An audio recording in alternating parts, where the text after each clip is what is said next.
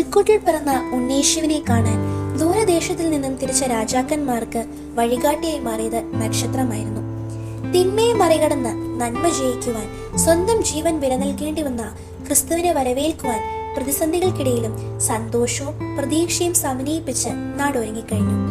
അവമാനവും തിരസ്കാരവും കൊണ്ട് വേദനിക്കേണ്ട ഒരു രാവ് പ്രകാശപൂരിതമാക്കിയതിന്റെ ഓർമ്മയാണ് ഓരോ ക്രിസ്മസും.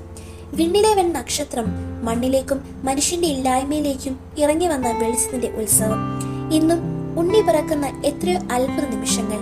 നിരർത്ഥമായി തോന്നുന്ന ജീവിതത്തിന്റെ ഇടവഴികളിൽ ഇത്തിരി വെളിച്ചമായി എന്നും ഉണ്ണി ജനിക്കുന്നുണ്ട്. ഒരു പ്രാർത്ഥനയുടെ നെടുവീർപ്പായി, അനുഗ്രഹത്തിന്റെ അവസരമായി, ആത്മീയ സന്തോഷത്തിന്റെ തലോടലായി, ഈഴെടുപ്പമുള്ള നല്ല സൗഹൃദമായി, ചിലപ്പോൾ സൗഖ്യമായി, പാപമോചനമായി, അകലെയുള്ളതും അടുത്തുള്ളതുമായ ഈ എളിയ ജീവിതങ്ങളിൽ അപരന്റെ ജീവിതത്തിന്റെ അന്നമാകുവാനുള്ള വിശാലമായ ഒരു ഹൃദയം ഉണ്ടെങ്കിൽ അവിടെ പിറക്കുവാനാണ് ഉണ്ണി ഇഷ്ടപ്പെടുന്നത്.